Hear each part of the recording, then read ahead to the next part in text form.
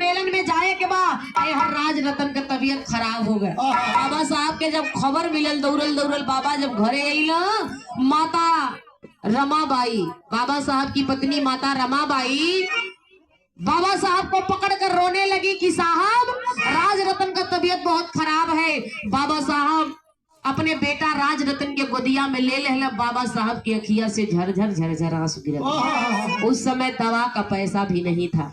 बाबा साहब को सम्मेलन में जाना भी था। यह कुछ सोचत विचारत बाटे कि बचवा के दवाई कैसे कराई, लेकिन तब तक राज रतन की तबीयत ज्यादा बिगड़ने के वजह से बाबा साहब के गोदिया में बाबा साहब का लड़का राज रतन ये दुनिया के छोड़ के चले। मरे हुए बच्चे को अपने पत्नी रमा के गोद में बाबा साहब दे दिए। रमा इसका दाह संस्कार करा देना, मेरे पास समय नहीं है।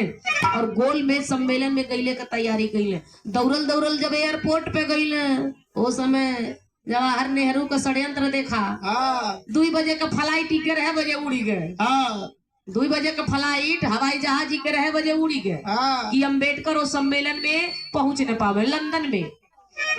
लंदन में अम्बेडकर पहुंच न पावा। बाबा साहब जब गईला एयरपोर्ट पे कोनो जहाज ना बा, कोनो साधन ना बा, अंतोगत्वा प्रमाण मिला बाबूजी कि बाबा साहब ओ समय आइले मुंबई में जलपोत से पानी वाले जहाजे से।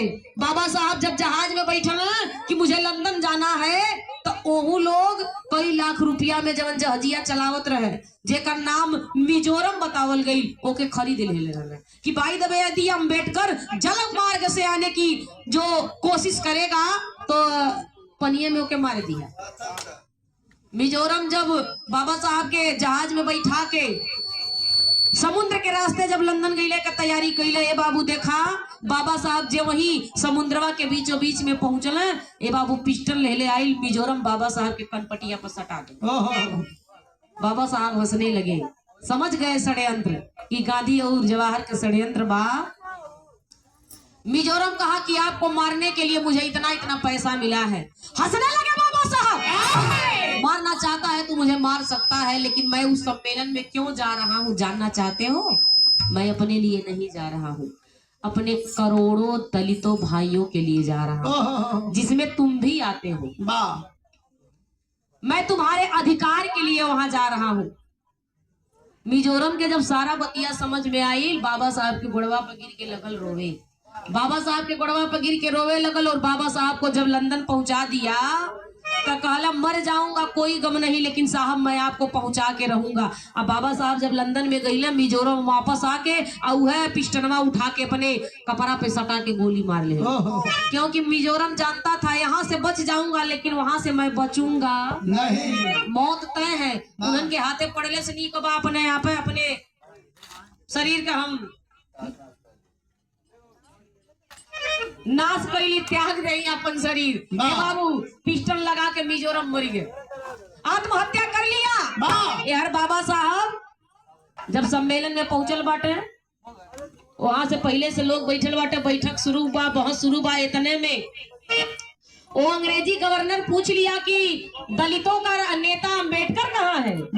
दलितों का नेता अम्बेडकर कहाँ है? दिख नहीं रहा है। गांधी से पूछा था कि तुम्हारे साथ नहीं आया? तुम लोग तो एक ही साथ आते थे। अब गांधी नेहरू रोले का नाटक फैलोले कि अम्बेडकर के लड़का का तबीयत खराब रहे और अम्बेडकर के लड़का मर गए, ही से ऊ ना आई। अंग्रेजी गवर्नर 2 मिनट का शोक सभा रख देला, कहला सब लोग अम्बेडकर के बच्चे के नाम पे खड़े हो जाओ और क्या नाम है 2 मिनट का मौन धारण कर लो। अब मौन धारण खोई के लोग वही खड़ा बाटे। बाबा साहब के का पता वही हो जाके वही खड़ा हो गई, इहो जाके खड़ा बाटे। 2 मिनट के बाद जब गवर्नर का आंख खुलल तो पीछे में जब अम्बेडकर जी के देखल है, कहला अम्बेडकर तुम कैसे? तो गांधी कह रहा कि तुम नहीं आए हो। सारा बतिया बाबा साहब के बुझा गए, लेकिन बाबा साहब अपने 4 बच्चों की कुर्बानी किसके लिए दिए? हमारे और आपके लिए। क्यों अपन मरल लड़का छोड़ के जाई हो? लेकिन बाबा साहब हमारे और आपके लिए अपने 4 बच्चों की कुर्बानी दिए, लेकिन फिर भी समाज बाबा साहब के बूझे वाला नहीं। क्यों बूझा था? जय भीम बोलले में भी लाज आवत बा, लेकिन बाबा साहब उन मनुवादियों को ए भैया नेबुआ के जैसन गाड़ी दे कैसे कर रहे हैं?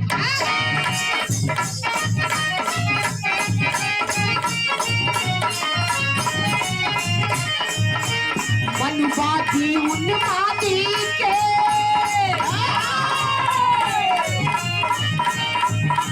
मनुबाजी उन्मादी के उखाड़ी दिहले बाबा जी।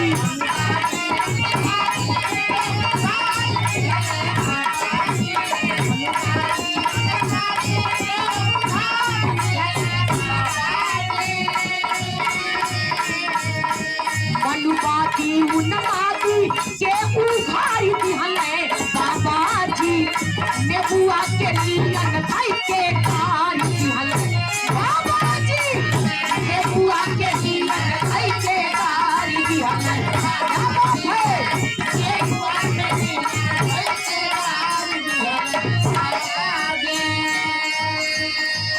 मनुबादी उन्मादी के उघारी दिहले बाबा जी।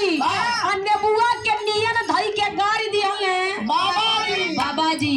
और हम लोगों के मसीहा बाबा साहब डॉक्टर भीमराव अंबेडकर जी कैले का अपने बोल पूते संबी धनवा बनवले।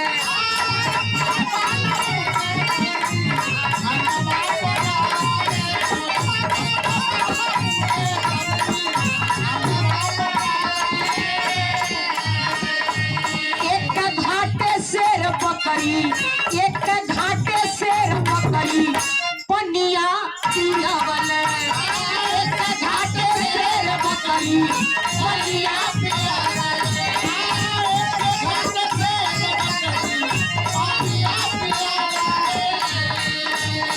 सामाजिक परिवर्तन लाके तोड़ दिहले बाबा जी।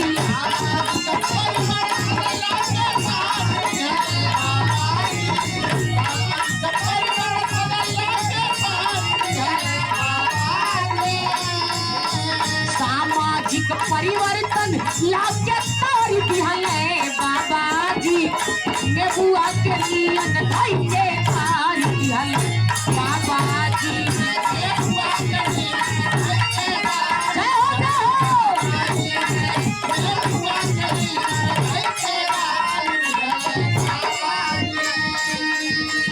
सामाजिक परिवर्तन लाके तार दिहले बाबा जी। अन्य बुआ के नियन धई के गार दिहले बाबा जी। आज सब केहू बराबरी में कुर्सी पर बैठा था। ओ समय जमीनियों नसीब नहीं होखे। अपन ही दुआरी पर खटिया पर बैठले के अधिकार ना रहे। जब साहब लोग आवा तो खटिया से नीचे उतर जा, जूता पहले बाटा वो निकाल दा। अब पाथर पानी कुछ पड़े छतो नहीं लगावे के बाहरे। कभी कहीं भाई व्यवस्था देखे के मिलता। अपने हक और अधिकार की लड़ाई लड़िए, शिक्षित बनिए, क्योंकि शिक्षा एक ऐसी चाबी है जिस चाबी से कितना ही बड़ा ताला हो उसको आप खोल सकते हैं। पहले भाई बाबू राजा का लड़का राजा बने, रानी के पेट से राजा पैदा होके। लेकिन बाबा साहब रानी के पेटवा का नसबंदी कर दे। नसबंदी कैले कैसे? पहले रानी का लड़का राजा बने, लेकिन बाबा साहब नसबंदी ऐसा कैले कहला राजा रानी का लड़का राजा ना बनी। अब हम और आप जेके चाहबा ओके राजा बने। बाबा साहब नसबंदी कैले कहला यही पेटिये से राजा पैदा होई। और कौन पेटी? वह जब एक वोट दियला के अधिकार आप लोगन के मिलल बा, वही वोटवा से आप राजा पैदा कर सकते हैं। बाबा साहब नसबंदी कैला कि राजा रानी का लड़का राजा ना होई, जिसको आप चाहेंगे उसको राजा बना सकते हैं। ये बाबा साहब का देन बा।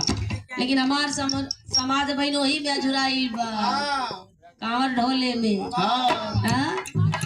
ढोले से कांवरिया हो नौकरिया मिली ना देश में। कांवर ढोए पहले भैया लोग जात रहले, लेकिन अभी हो लोगन कम नहीं बाकी। इहो लोग पियर का साड़ी पहन के जब सामने आई बोल बम, कांवर बम, अमित बम, वीरेंद्र बम, सुनीता बम, भौजी बम, सब बम में बम। इतना बम ले लोग जानला कि वही परमाणु बम बन जाला। धोले से कंवरिया हो नौकरिया मिली ना देश में। जम के लोग बेटा बेटी के पढ़ावा, आप तनिको जो थक जाई है।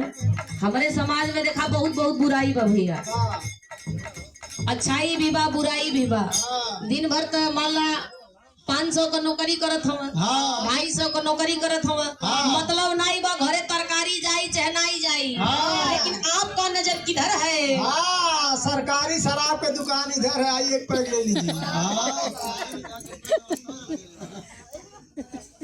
मान ला ओकर तो बतिये छोड़ दा। हाँ, हमरे समाज में ही हो बा, बाराती जाला 500 हाँ, 500 बाराती जाता, हाँ, ब्लोरो रुक गए, मान ला चौराहा पर रुकल तब तो ओसे काम चल जाई। हाँ, जो गांव में घुस गए लइके छूट गई ना कि लेहली नहीं, हाँ। तो गाँव में लइके में गड़िया रोकवा दी। हाँ। और रोकवा के कोनो बूढ़ पुरनिया से खाली ये तने पूछिए कि ए काका कहीं बा, हाँ। तो काका के नाम मत बतावा, हाँ। खाली ये तने कही है कि काका कहीं बा हो। हाँ, तो खटिया पर बैठल काको बुझ जाला ई पूछल का चाहता। हाँ। कहिया बस बच्चा है, ये मेड़िया पकड़ ले। हाँ। और जब नीलकी पन्निया लौका तो ना नीलकी, हाँ। बस वही जो तो काम हो जाए। हाँ, बिंटोलिया में।